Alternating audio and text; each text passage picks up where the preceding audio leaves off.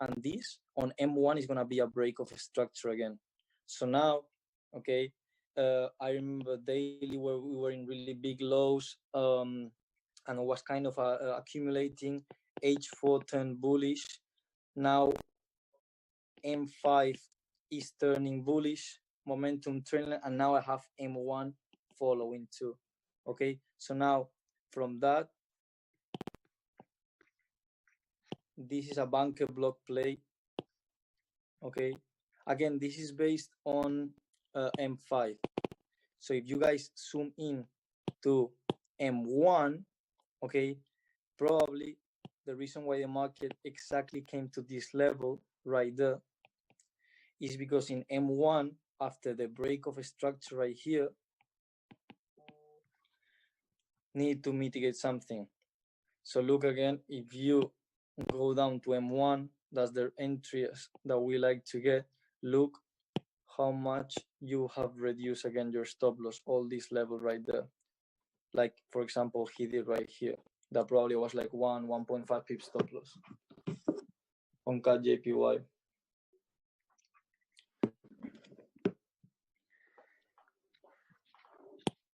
Perfect.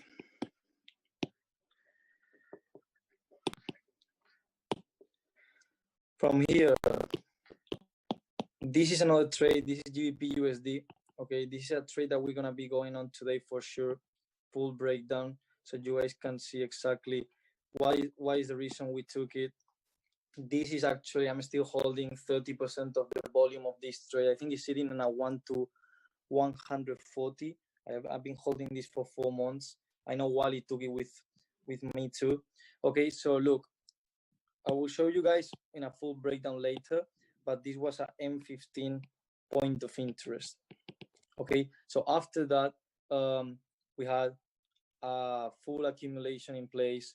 We had some sort of also equal lows, break of a structure in H1.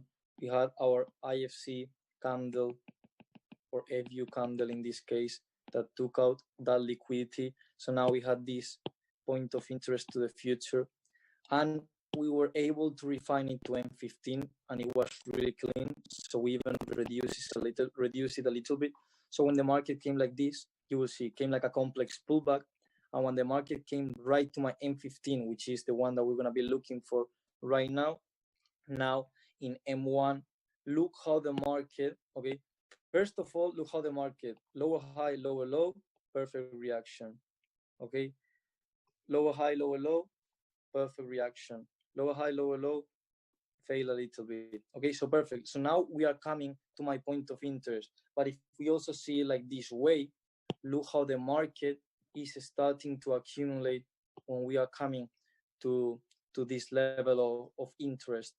So now when it comes, we focus on the reaction that the market gives inside these levels. So let me mark it in red. This level here is actually my last one. So always focus on the last one. Lower high, lower low. After that, what do we have?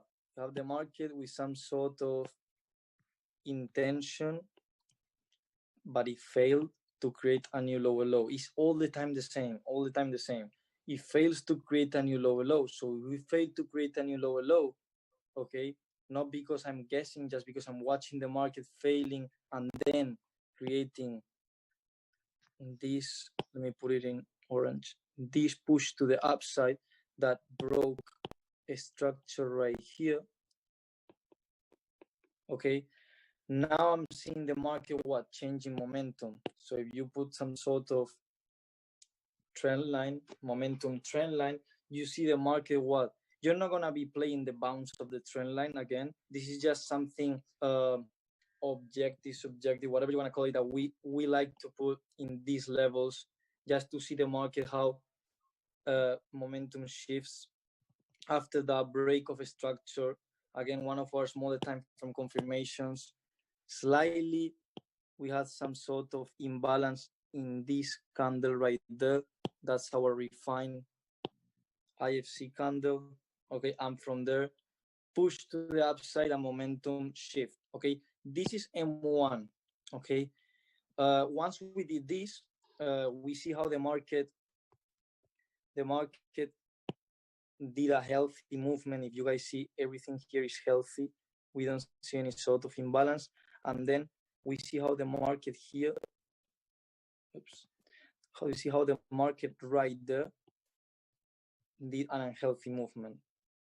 Okay, so if now I see and I zoom out, okay, a little bit, this is M1, but if, let me erase a little bit right here.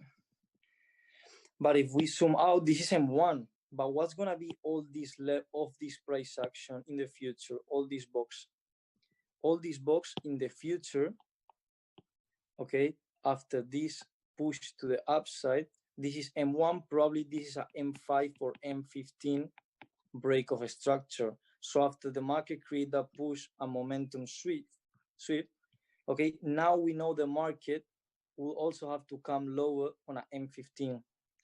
Okay, why? Because we left all that imbalance right there, and we know all this level right here is a demand zone. Okay, so after that, okay, that's a big demand zone, but after that, we don't have any level right here of imbalance. We just have it right there. Okay, so I remember we also played, because we were break even on this trade, the lower one. So we played again. We played 1% from there, and then every time we scale in, I like to scale out in percentage, so I don't have full risk on it. Okay, so again, this M5, being in M5, I think it was 7 pips stop loss, something like this. The market came perfectly right here, mitigating M5, and then from there flew to the upside. Again, this is something we'll do a full breakdown with the other time frames in a bit.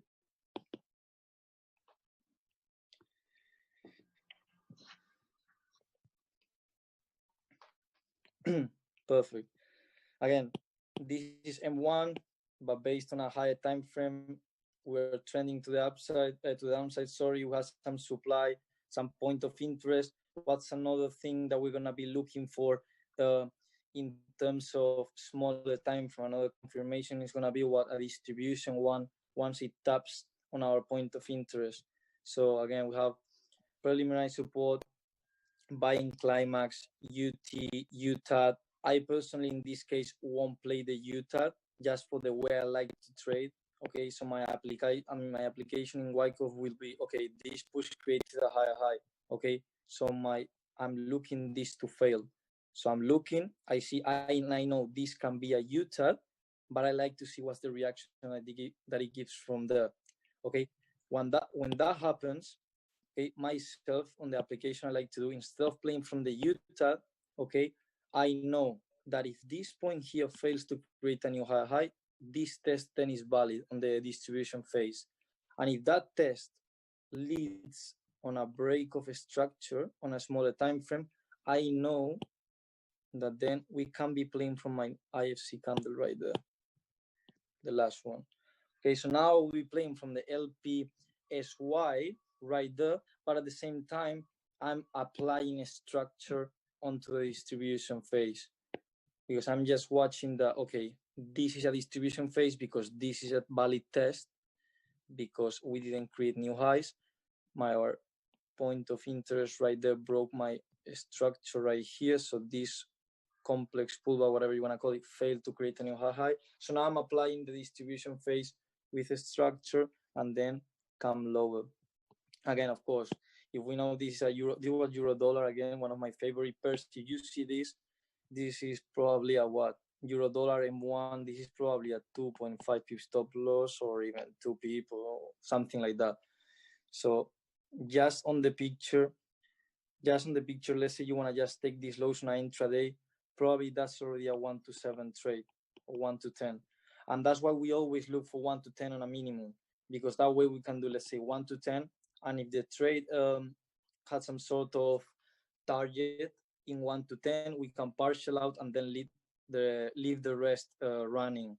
Okay, something really important is also with these entries, most likely you will achieve a 1 to 10 on an intraday basis. So that's huge on the way we trade. Again, all these drawings were from last day. Importance of market structure. Remember how we said this is M1. Again, H1 lower high, H1 lower low. Okay, when we know that, two ways the market can retrace: on a break of a structure and accumulation. Okay, just to do a small refresh on that. Okay, so I see some sort of accumulation or range, whatever you want to call it. But the way I like to apply this, when the spring happens and my break of a structure is done, after that is where I'm looking to apply structure with Wyckoff. Okay, now again, now I'm trading based on smaller time frame, but I know I will have to get out at certain levels. Probably this one, and probably the highest one, that one.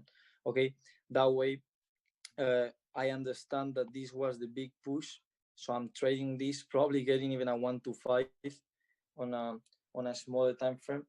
But after that, look how the market distribute again, came, made our UTAD on a point of interest, because all this imbalance right here,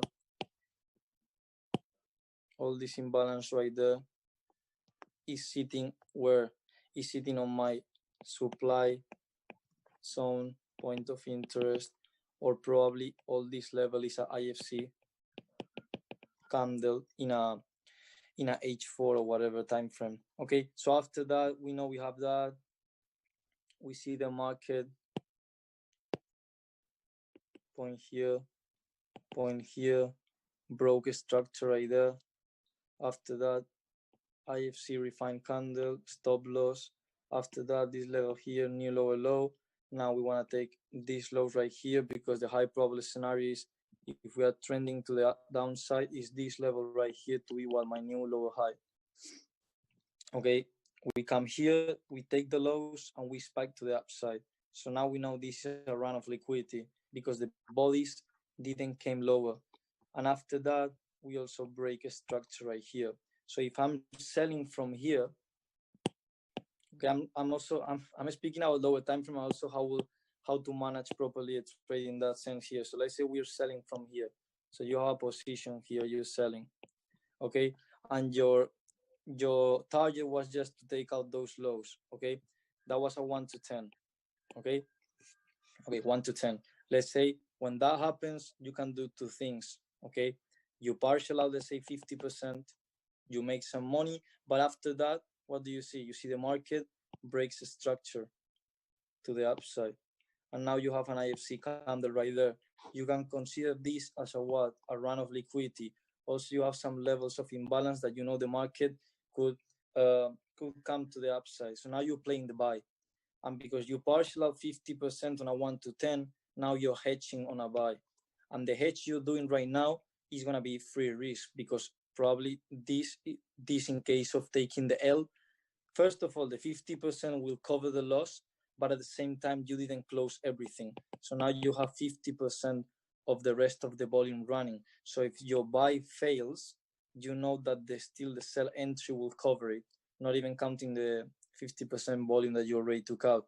So now from there, you took the buy, this level creates a new high. So we see the market doing another thing, came right there on M1. So now what you're doing again, now you hold full volume, and now you are in the buys from here, and now you are in the buys from here, and in the sells from here.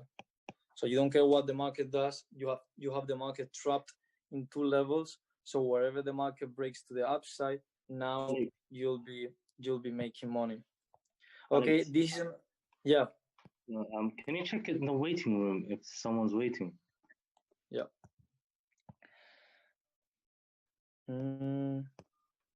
No. Someone's been calling me on Instagram, telling me that they can't get in. Okay, while you chat with him, I'm gonna check the chat, because I see a lot of messages. Okay, so again, something really important. I used to, and I'm really used to it, but I used to do breakdowns of, or watch lists, whatever you want to call it, of more than 12 pairs a week for a long time. The reason why I stopped doing that is because I noticed that I was missing a lot of trades, because now I monitor M1, and I noticed that just literally just with euro dollar and 2-3 more pairs that I monitor, and I can catch a nice banger, that will be a 1 to 30, 1 to 10, 1 to 20 on an intraday. So actually that's something that maybe you guys can check out. Probably if you're starting, better not to have like 10 pairs, because the way we trade, you guys already see that we can actually get really, really good trades just on one pair, and probably your month or even week can be done on a morning.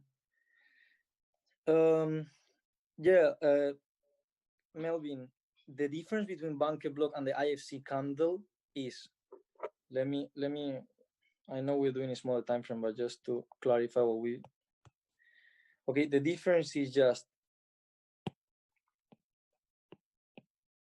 okay, you have an IFC candle right here, okay?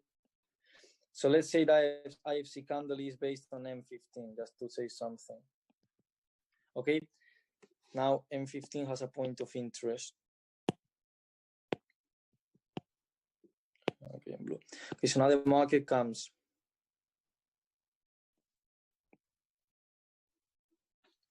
Breaks the structure. Okay, if you're taking it from the IFC candle, it's gonna be this your entry and that your stop loss, right? So when we do it from the Bunker Block, is just the reaction from a proper IFC candle. So that will be from there to the downside. Okay, so a Bunker Block is just that. It's just taking the IFC candle that has just made a reaction from the previous one. Let me get back to the chart really quick.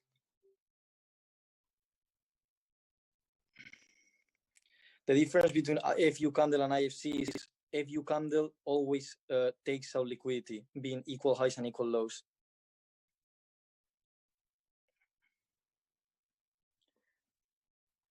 How many pairs do you trade, Alex? Again, mainly dollar pairs, but I would say I have a watch list of 3 to 5. I don't need more than that.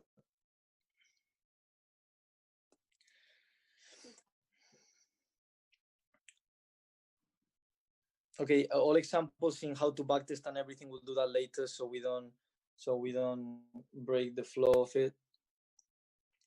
Okay, so can you guys put me in the chat if everything is making sense in the blog? Again, this is a refreshing as we did already the blog on the previous day. Yes, awesome, good stuff, perfect. Yeah, probably this is the second time that you guys are seeing it, so probably it's clicking a little bit more.